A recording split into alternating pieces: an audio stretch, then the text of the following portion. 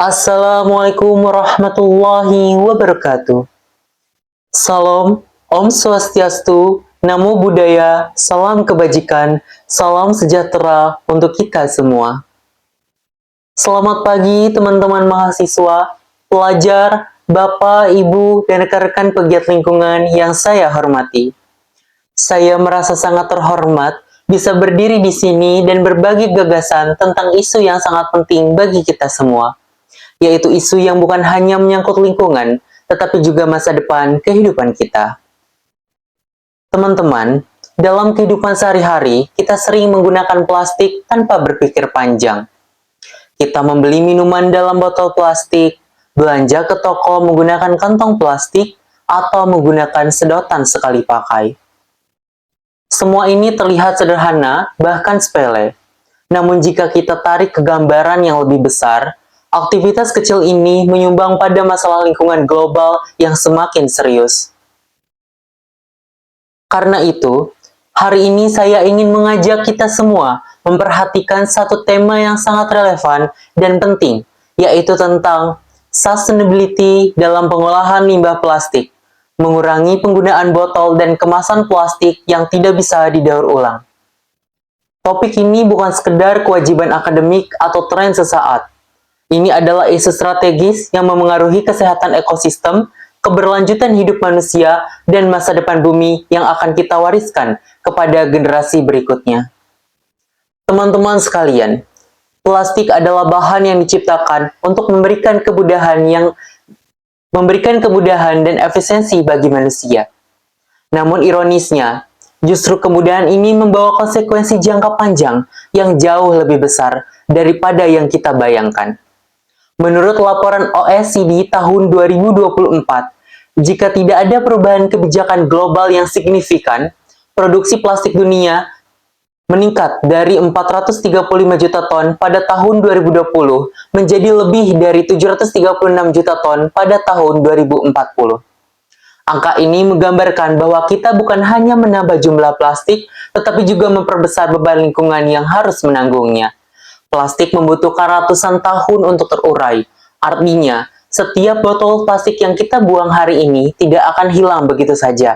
Ia akan tetap berada di bumi, mencemari tanah, air, mengganggu kesehatan hewan, bahkan kembali kepada tubuh manusia dalam bentuk mikroplastik.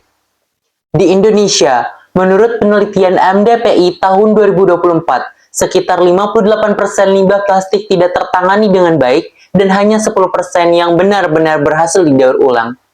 Sisanya berakhir tidak pada tempatnya, tetapi akan berakhir di sungai, laut, atau di lingkungan sekitar kita. Ini menunjukkan bahwa pengelolaan limbah plastik kita masih memiliki perjalanan panjang untuk mencapai sistem yang ideal. Karena infrastruktur daur ulang terbatas, kebiasaan masyarakat belum terbentuk, dan akses informasi ekologis masih perlu untuk diperluas. Namun, hal ini justru membuka kesempatan besar bagi generasi muda, bagi kita semua, untuk ikut menjadi bagian dari perbaikan. Untuk menghadapi masalah ini, kesadaran saja tidak cukup. Kita membutuhkan langkah konkret yang dapat dijalankan bersama. Oleh karena itu, saya mengusulkan sebuah program ASI yang dapat diterapkan di lingkungan pendidikan, komunitas, maupun ruang-ruang sosial lainnya. Inisiatif ini bernama Zero Trace Movement. Tujuan utamanya adalah untuk mengajak masyarakat mengurangi ketergantungan pada plastik sekali pakai, khususnya botol dan kemasan yang tidak dapat didaur ulang. Agar program ini efektif dan mudah untuk diterapkan, berikut 3 strategi utamanya. Yang pertama, Refill Station Challenge. Strategi pertama ini menyediakan dan memperluas akses refill station di kampus, sekolah, kafe, perpustakaan, dan fasilitas publik lainnya. Dengan adanya tempat pengisian ulang air minum ini, kita memberi alternatif nyata bagi masyarakat agar lebih memilih menggunakan tumbler dibandingkan membeli air minum kemasan. Langkah ini terbukti efektif karena dapat mengurangi penggunaan botol plastik sekali pakai, menghemat biaya individu, dan yang terakhir, dapat menumbuhkan kebiasaan untuk membawa wadah pribadi yang lebih mendukung sustainability program. Karena jika ratusan orang rutin mengisi ulang, ribuan botol plastik dapat ditekan setiap bulannya. Strategi kedua, yaitu reuse market dan hari bebas plastik. Strategi kedua ini, yaitu mengadakan reuse market day atau hari bebas plastik secara rutin. Ini merupakan momen di mana seluruh peserta membawa wadah sendiri, tas belanja sendiri, dan menggunakan produk yang dapat dipakai ulang. Di dalam kegiatan ini bisa disisipkan edukasi mengenai dampak plastik, bazar produk ramah lingkungan, dan workshop sederhana seperti pembuatan eco brick atau daur ulang kreatif. Kegiatan ini bukan hanya mengurangi sampah, tetapi juga menciptakan ruang belajar yang menyenangkan dan membangun budaya baru yang lebih berkelanjutan.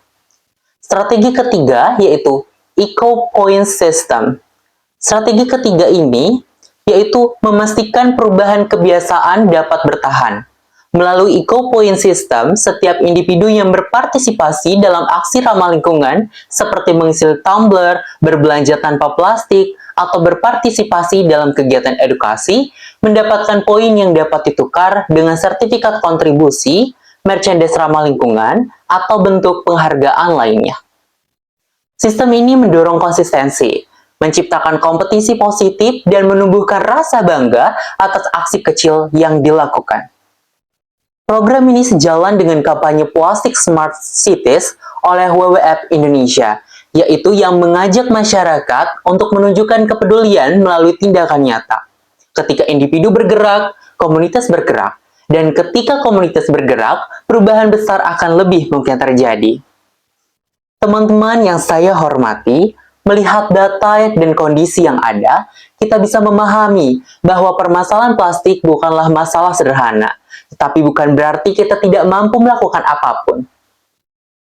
Kita mungkin tidak bisa menghentikan krisis plastik dalam waktu sehari, tetapi kita bisa mengubah keputusan-keputusan kecil yang kita buat setiap hari, seperti memilih membawa tumbler, memilih tidak mengambil kantong plastik, memilih untuk peduli.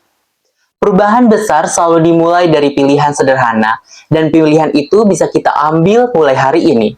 Mari kita jadikan generasi ini sebagai generasi yang bukan hanya memahami isu lingkungan, tetapi juga menjadi bagian dari solusinya. Mari kita bangun budaya baru, budaya yang peduli, bertanggung jawab, dan berkelanjutan. Terima kasih atas perhatian dan kesempatan yang diberikan. Semoga apa yang kita bahas hari ini dapat mendorong langkah nyata menuju masa depan yang lebih bersih, sehat, dan berkelanjutan bagi kita semua. Terima kasih. Wassalamualaikum warahmatullahi wabarakatuh.